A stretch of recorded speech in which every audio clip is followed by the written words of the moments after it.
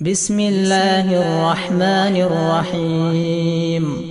سبحان الذي أطلع في شهر ربيع الأول قمر نبي الهدى وأوجد نوره قبل خلق العالم وسماه محمدا، وأخرجه في آخر الزمان كما قدر وأبدى، وألبسه خلعة الجمال التي لم يلبسها أحدا، فولد بوجه أخجل قمرا وفرقدا، ألا هو الذي توسل به آدم عليه السلام، وافتخر بكونه والدا، واستغاث به نوح عليه السلام، فنجا من الردى وكان في صلب إبراهيم عليه السلام، حين ألقي في النار فعاد وصار لهبها مخمدا، ورأت أمه آمنة رضي الله عنها حين حملت به ملائكة السماء مددا، ودخل عليها الأنبياء وهم يقولون لها إذا وضعت شمس الفلاح والهدى فسميه محمدا. قال الله عز وجل: لقد جاءكم رسول من أنفسكم عزيز عليه ما عنتم حريص عليكم بالمؤمنين رؤوف رحيم. وروي عن النبي صلى الله عليه وسلم أنه قال: كنت نورا بين يدي الله عز وجل قبل أن يخلق آدم عليه السلام ب1000 عام، يسبح الله ذلك النور وتسبح الملائكة بتسبيحه، فلما خلق الله تعالى آدم عليه السلام ألقى ذلك النور في طينته، فأهبطني الله في صلب آدم عليه السلام إلى الأرض، وجعلني في السفينة في صلب نوح عليه السلام، وجعلني في صلب الخليل إبراهيم عليه السلام حين قذف به في النار، ولم يزل ينقلني ربي من الأصلاب الكريمة الفاخرة إلى الأرحام الزكية الطاهرة، حتى أخرجني الله من بين أبوي ولم يلتقيا على سفاح قط. اللهم صل وسلم وبارك عليه. أنت تطلع بيننا في الكواكب كالبدور، بل وأشرف منه يا سيدي خير النبي. الصلاة على النبي والسلام على الرسول الشفيع الأبطحي والحبيب العربي. أنت أم أم أبو ما رأينا فيهما مثل حسنك قط يا سيدي خير النبي. الصلاة على النبي والسلام على الرسول الشفيع الأبطحي والحبيب العربي.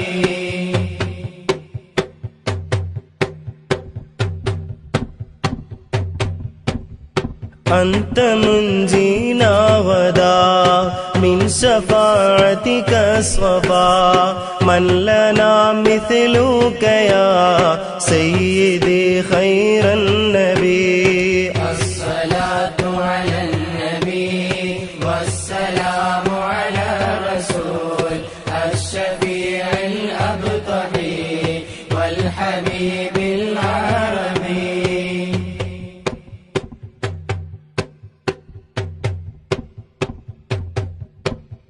ارتكبت على الخطا غير حصر ما غدات، لك أشكو فيه يا سيدي خير النبي. الصلاة على النبي والسلام على الرسول الشفيع الأبطحي والحبيب العربي. الصلاة على النبي والسلام على الرسول الشفيع الأبطاهي والحبيب العربي. الصلاة على النبي والسلام على الرسول الشفيع الأبطاهي والحبيب العربي. إننا نرجو إلى كأس حولك للعطش يوم نشر كتابي يا سيدي خير النبي. الصلاة على النبي والسلام على الرسول الشفيع الأبطاهي والحبيب العربي. الشفاعة هب لنا في القيامة مشفقا واهلنا إن يا سيدي خير النبي. الصلاة على النبي والسلام على الرسول الشفيع الأبطاهي والحبيب العربي. الصلاة على النبي كل وقت دائما لها نجم في السماء سيدي خير النبي. الصلاة على النبي والسلام على الرسول الشفيع الأبطاهي والحبيب العربي. كعب الأحبار رضي الله عنه لما أراد الله تعالى إظهار النور المخزون وإبراز الجوهر المكنون من عبد الله إلى بطن آمنة رضي الله عنها أطهر فتاة في العرب وذلك في ليلة الجمعة من شهر رجب أمر رضوان عليه السلام ففتح أبواب الجنان وتزينت الحور والبلدان ودقت بشائر الأفراح وزهرت كواكب الصباح ونادى مناد في السماء والأرض ألا إن النور المكنون منه سيد البشر في بطن آمنة رضي الله عنها قد استقر ولما انتقل نور نبينا محمد صلى الله عليه وسلم من عبد الله إلى بطن آمنة رضي الله عنها اهتز العرش ضربا واستبشارا وزاد الكرسي هيبة وبقارا وامتلأت السماوات أنوارا وضجت الملائكة تهليلا واستغفارا فأصبحت آمنة رضي الله عنها تلك الليلة والأنوار تلوح في جبهتها المؤتمنة وأمنت به من المخاوف الكامنة وظهرت لانتقال نوره الآيات وتباشرت به جميع المخلوقات ولما حملت به صلى الله عليه وسلم في رجب الهنا بشرت في شعبان بنيل المنى وقيل لها في رمضان لقد حملت بالمطهر من الدنس والخنا وسمعت الملائكة في شوال يبشرونها بالظفر بغاية المنى ورأت الخليل إبراهيم عليه السلام في ذي القعدة وهو يقول لها أبشري بصاحب الأنبار والوقار والسنا وآتاها في ذي الحجة موسى الكليم عليه السلام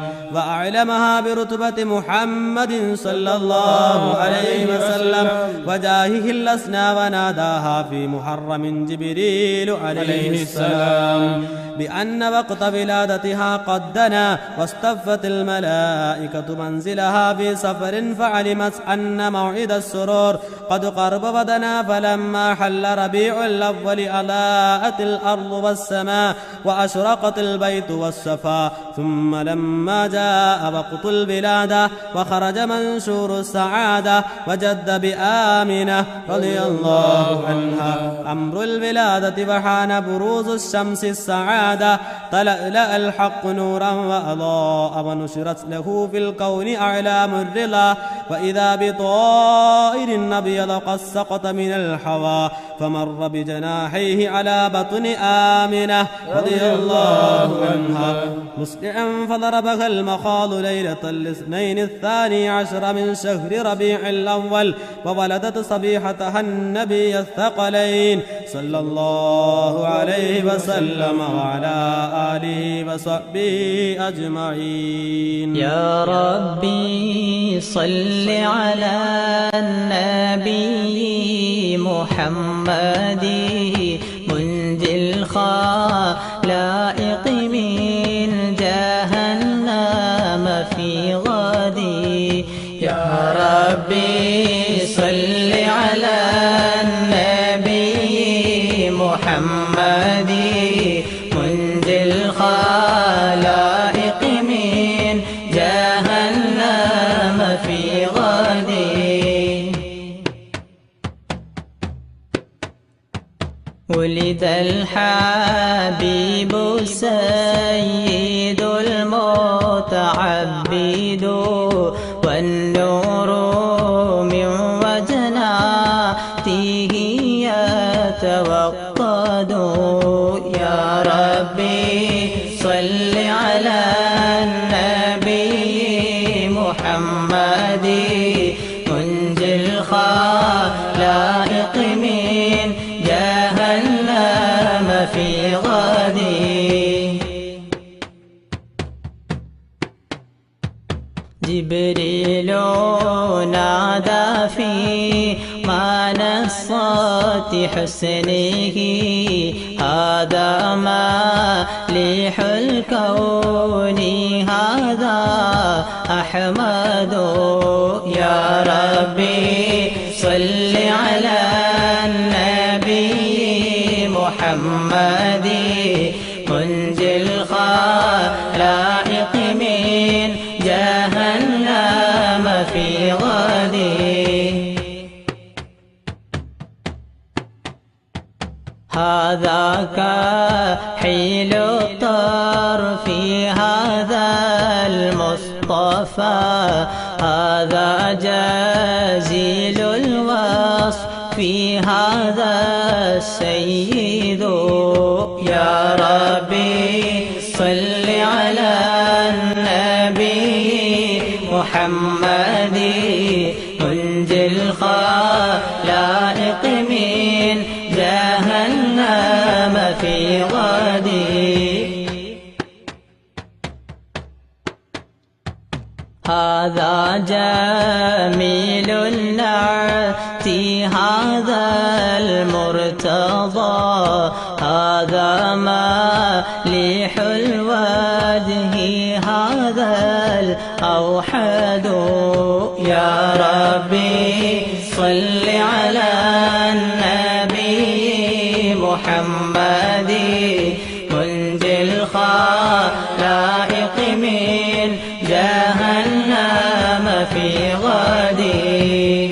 يا ربي صل على النبي محمد منجي الخلائق من جهنم في غدي. يا ربي صل على النبي محمد منجي الخلائق من جهنم في غدي.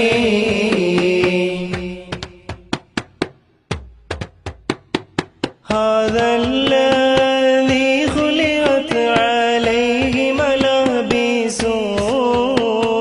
ونفائس فنظيره لا يوجد. يا ربي صل على النبي محمد منجي الخلائق من جهنم في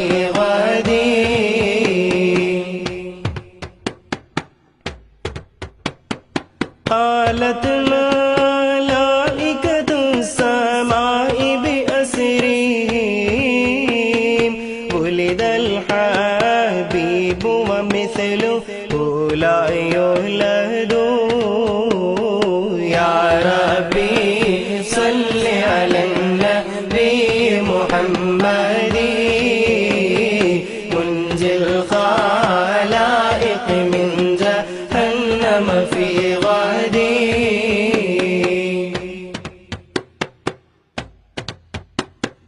بشرى لي أمتي برؤية وجهه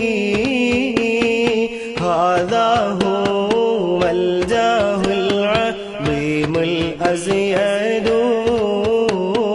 يا ربي صل على النبي محمد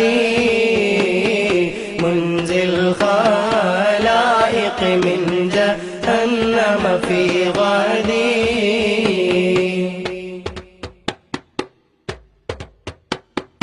ولدته مختونا ومكحولا كما قد جاء في الخبر الصحيح المسند يا ربي صل على النبي محمد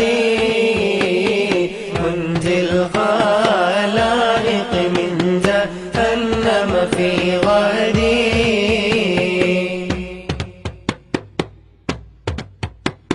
صلى عليك الله يا علم الهدى ما ناح طير في الغصون يغرد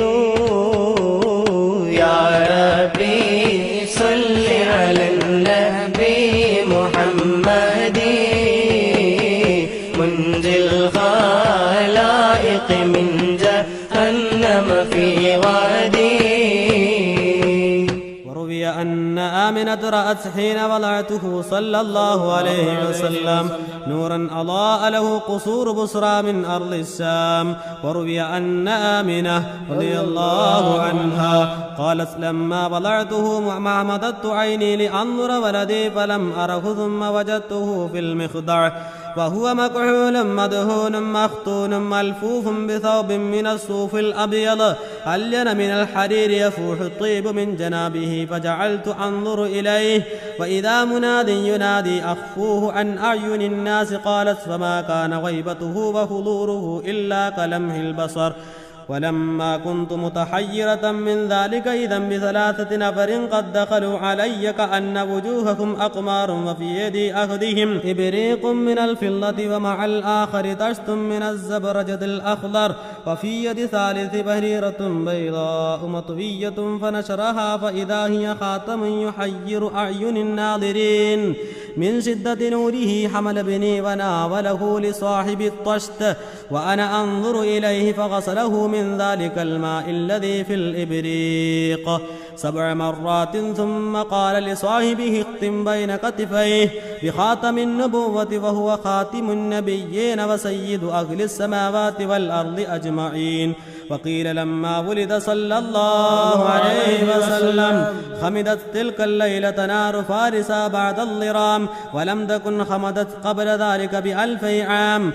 فارتج إيوان كسرى وسقطت منه 14 شرفة وغالت بحيرة سابت وأصبحت أسنام الدنيا كلها منكوسة ورميت الشياطين من السماء بالشهب الثواقب وانبلج السبه الحق وبطل ما كان يعمله كل كاذب. وروي عن يحيى بن عروة أن نفرا من قريش كانوا عند صنم من أصنامهم قد اتخذوا ذلك اللوم عيدا من أيامهم ينحرون فيه الجزور ويأكلون ويشربون وقد عكفوا عليه يخوضون ويلعبون فدخلوا عليه فوجدوه مكتوبا على وجهه فأنكروا عند ذلك عليه وردوه إلى حاله فانقلب انقلاب صاغر ففعلوا ذلك 3 وهو لا يستقيم.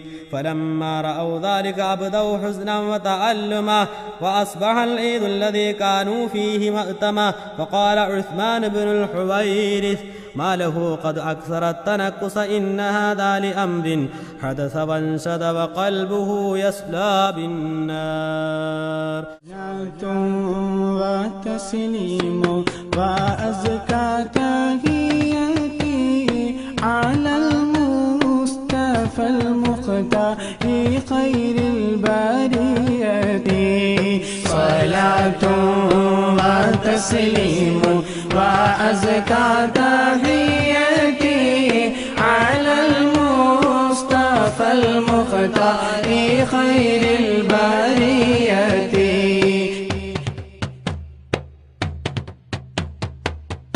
يا صنم العيد الذي صفى حوله صناديد من وفد بعيد ومن قرب. صلاة وتسليم وأزكى تحياتي على المصطفى المختار خير البرية. تنكست مقلوبا فما ذاك كلنا، فمن حزننا قد دارت العير بالسحب.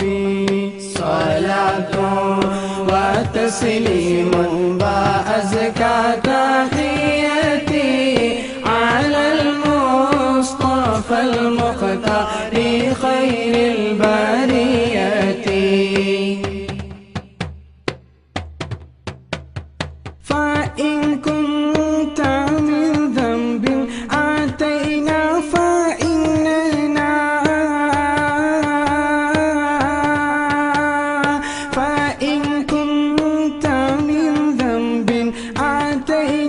فإننا نبوء بإقرار ونلوي عن الذنب. صلاة وتسليم وأزكى تحياتي على المصطفى المختار خير البرية.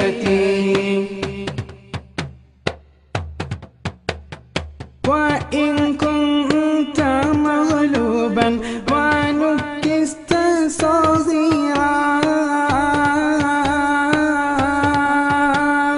وإن كنت مغلوبا ونكست صغيرا، فما أنت في الأوثان بسيد ربي. صلاة وتسليم وأزكى تحياتي على المصطفى المختار خير البرية.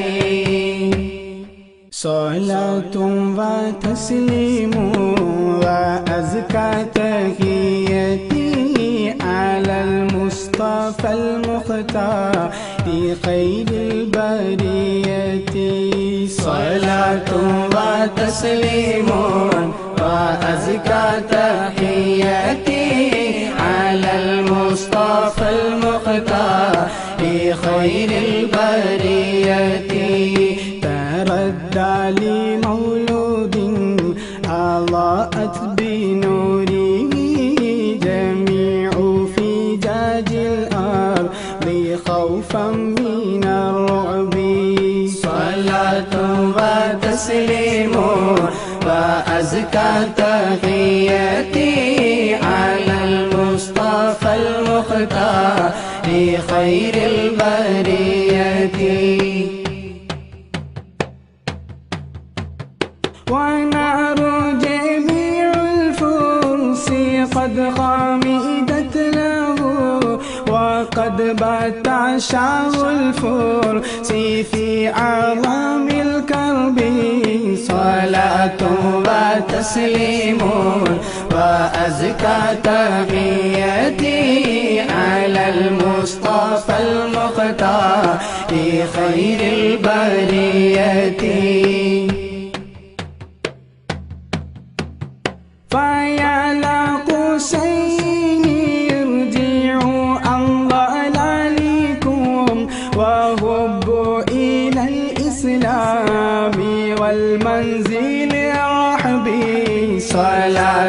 وتسليم وأزكى تحياتي على المصطفى المختار خير البرية. قال ابن إسحاق لما كان اليوم السابع ذبح عنه جده عبد المطلب وقام بأمره كما يجب ودعا قريشا وأطعمهم وأكرمهم، فلما أكلوا قالوا يا عبد المطلب ما سميت ابنك؟ قال سميته محمدا.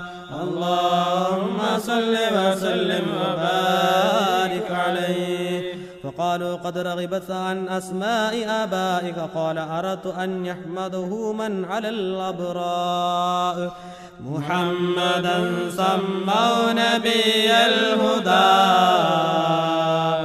وهو أحق الناس بالحمد. صلى عليه الله ما أشرقت شمس الضحى في ذلك السعد. فلما كان وقت ظهور أسراره وإشراق الكون بأنواره، فبينما آمنة رضي الله عنها في بيتها وحيدة مستأنسة ببركاته وهي فريدة ولم تشعر إلا وقد أشرق في بيتها النور وعمها الفرح والسرور، وأقبلت الملائكة والحور وحف هجرتها أنواع الطيور، وهي تسمع لازدحامهم واحتفالهم بقدوم الحبيب همسا. وكيف لا وسيد العالمين في بيتها أمسى. وبارك عليه. صل رب العالمين على سيد الكونين والسرج. صل رب العالمين على سيد الكونين والسرج. إن بيتا أنت ساكنه ليس محتاجا إلى السرج. صل رب العالمين على سيد الكونين والسرج. وجهك والله حجتنا يوم يأتي الناس بالحجج. صل رب العالمين على سيد الكونين والسرج. ومريضا أنت زائره قد أتاه الله بالفرج. صل رب العالمين على سيد الكونين والسرج. فزمن قد كنت بغيته فسما في أرفع الدرج. صل رب العالمين على سيد الكونين والسرج. باذلا في الحب مهجته سامحا بالروح والمهج. صل رب العالمين على سيد الكونين والسرج. يا كريم الجود راحته فكفيت البحر واللجج. صل رب العالمين على سيد الكونين والسرج. صل رب العالمين على سيد الكونين والسرج. صل رب العالمين على سيد الكونين والسرج. أنت منجينا من الحرق من لهيب النار والأجج. صل رب العالمين على سيد الكونين والسرج.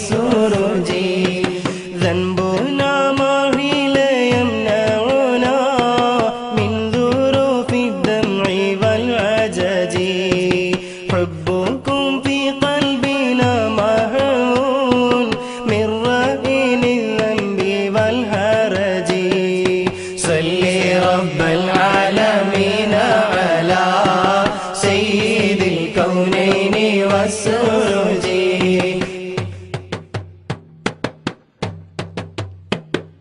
صبكم والله لم يغب لكمال الحسن والبهج إننا نرجو لشافعنا لصلاح الدين والنهج صل رب العالمين على سيد الكونين والسرج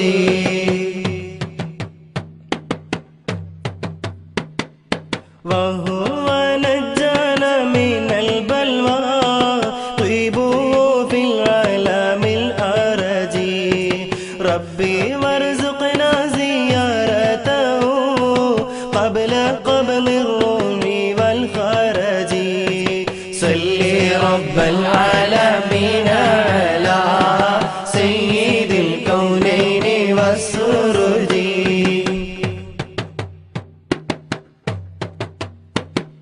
صل يا ربي على الهادي لسبيل الحق والفرج صل يا ربي على الهادي لسبيل الحق والفرج صل رب العالمين على سيد الكونين والسرج قال علي بن زيد رحمه الله تعالى كان إلى جانب رجل ذمي وكنت في شهر ربيع الأول أدعو الفقراء وأعمل مولدا للنبي صلى الله عليه وسلم فقال لي ذلك الذمي لم تفعل في هذا الشهر دون غيره فقلت فرحا بمولد رسول الله صلى الله عليه وسلم لأنه ولد في هذا الشهر فجعل يهزأ بي فعز علي ذلك فوجدت من ذلك أمرا عظيما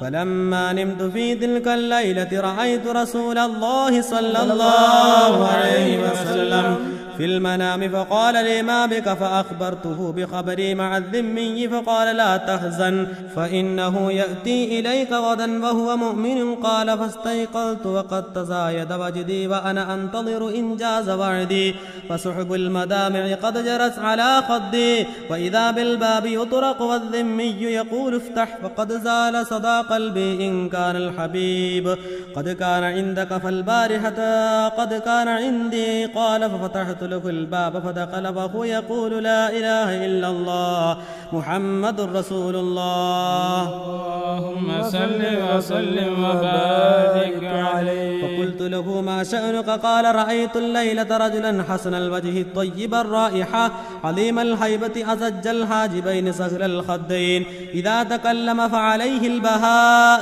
وإذا صمت فعليه الوقار حلو المنطق إذا طلع تقول هذا البدر المنير وإذا مشى يفوح منه المسك والعنبر ما أحسن وجهه وما أطيب رائحته فأردت أن أقبل يديه قال أتقبل يدي وأنت على غير ديني فقلت من أنت الذي من الله علي بك قال أنا الذي أرسلت رحمة للعالمين أنا سيد الأولين والآخرين أنا محمد خاتم النبيين ورسول رب العالمين فقلت لا إله إلا الله محمد رسول الله صلى الله عليه وسلم ففتح يديه وعانقني ثم قال هذه الجنة وذاك القصر لك فقلت ما علامة ذلك قال أن تموت غدا قال صاحب الحكاية فبينما هو يحدثني وإذا بالباب يطرق وقائل يقول إن كنت أنت حظيت يوما باللقاء زال الجفا عنا وقد زال الشقاء فقلت له من هؤلاء قال زوجتي وابنتي قال فدخلا وهما يقولان لا إله إلا الله محمد رسول الله صلى الله عليه وسلم فقال لهما كيف إيمانكما قال رأيناه كما رأيت رأي عين وإن كان وعدك بقصر فقد وعدنا بقصرين قال فمات الرجل في الوقت وفي الغد ماتت ابنته وفي اليوم الثالث ماتت زوجته رحمهم الله وتعالى ورحمنا معهم. الحمد لله الذي جعلنا من أمة سيدنا محمد صلى الله عليه وسلم كلما ذكره الذاكرون وغفل عن ذكره الغافلون.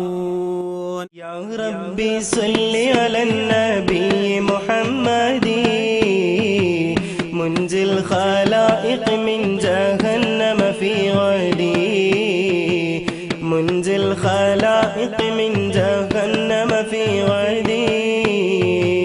يا ربي صل على النبي محمد منجي الخلائق من جهنم في غدي، منجي الخلائق من جهنم في غدي.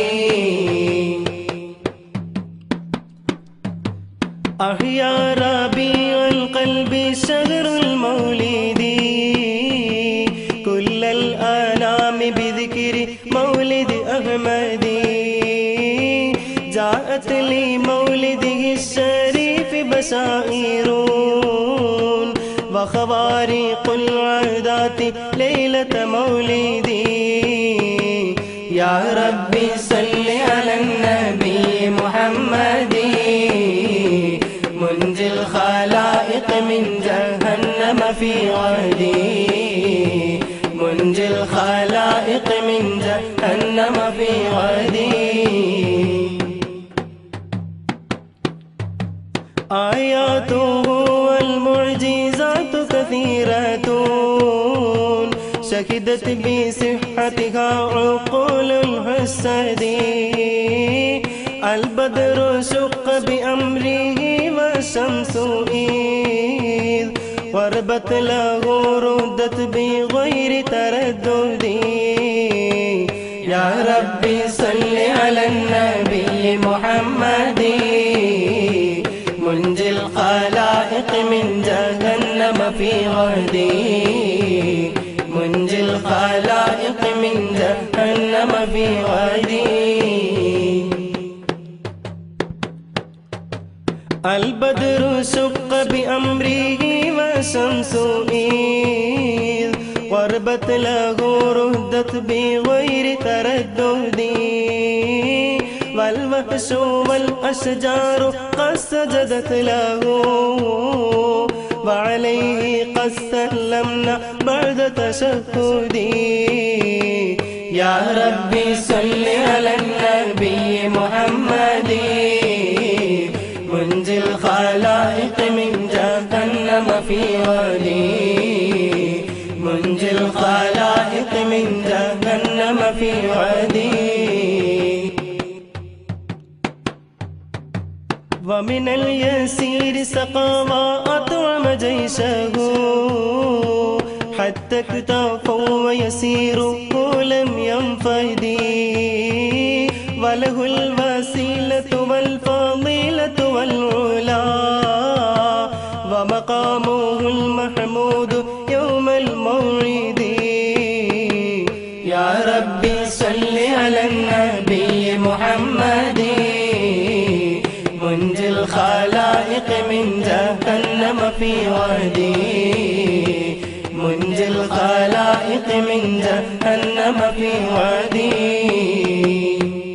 يا ربي صل على نبي محمد منجي الخلائق من جهنم في غدي. يا ربي صل على نبي محمد منجي الخلائق من جهنم في غدي. أوصافه ما ينتهي